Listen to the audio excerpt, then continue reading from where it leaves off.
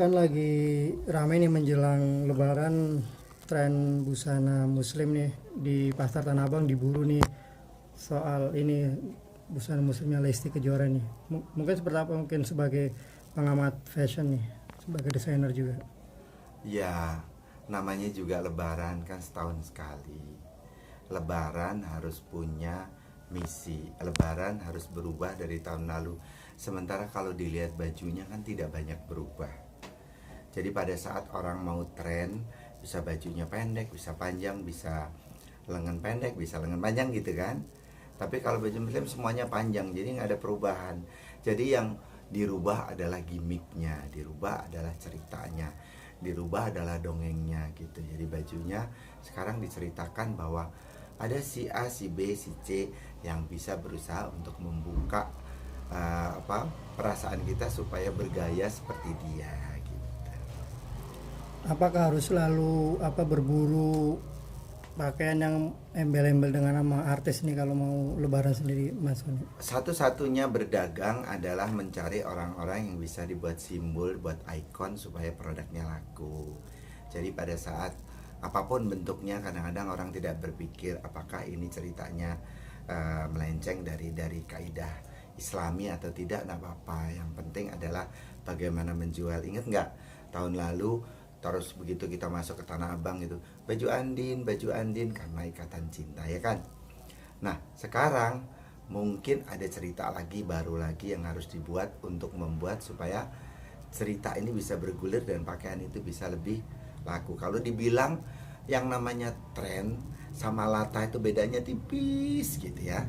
Kalau orang-orang tren kan, orang tren kayak tadi bilang, kalau tren secara mendunia tahun lalu bisa pink sekarang berubah jadi ungu, atau dulu Tosca sekarang berubah jadi hijau lumut gitu. Perubahannya itu drastis dan perubahannya itu bisa dirubah sesuai dengan spirit dan semangat tahun ke depannya.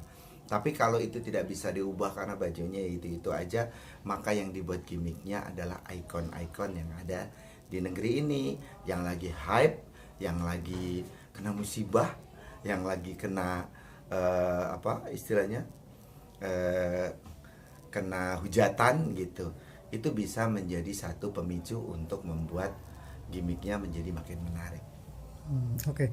Mas Sony, kalau dari kacamata seorang fashion designer nih Mas Sony, apakah model pakaian Lesti bisa menjadi tren di kalangan perempuan muda, Mas Sony?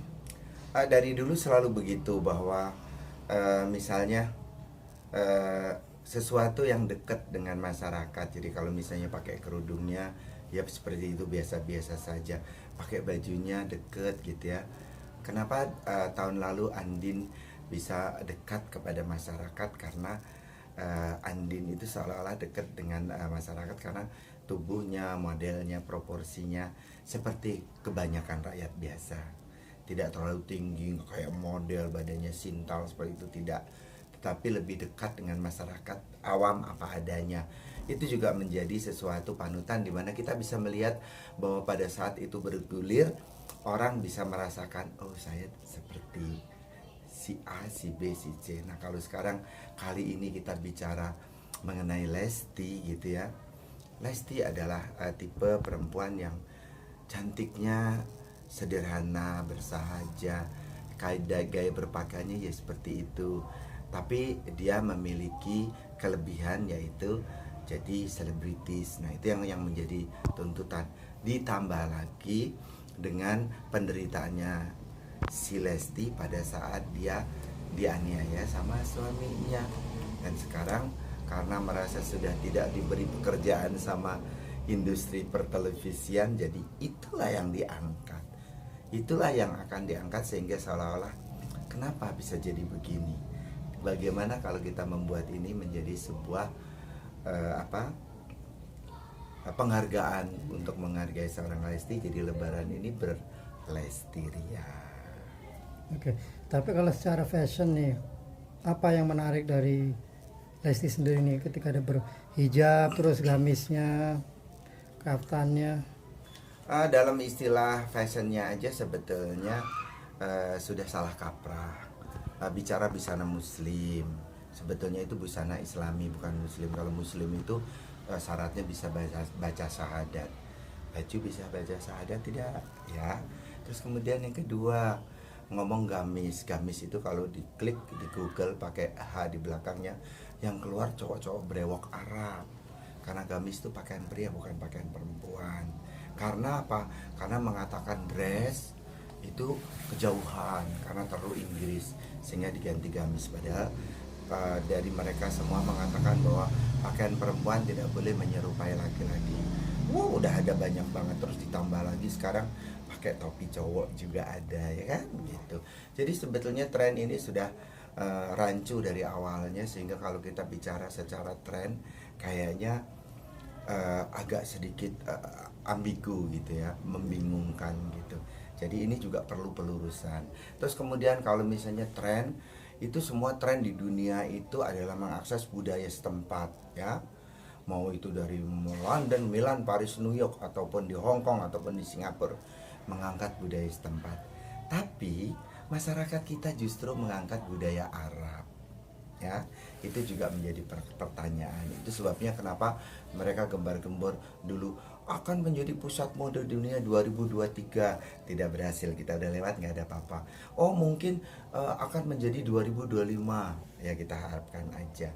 Jadi sebetulnya yang perlu dibenahi adalah bagaimana membuat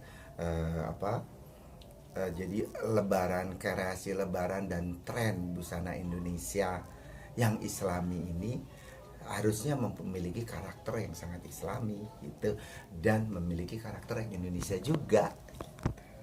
Seperti apa mungkin contohnya Mas Sony? Contohnya banyak, menggunakan kearifan lokal, gayanya gaya ala Indonesia, ya kan.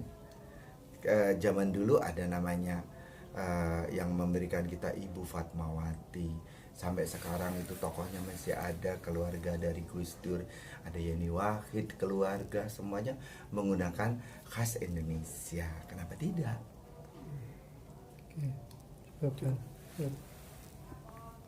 Oke, terima kasih.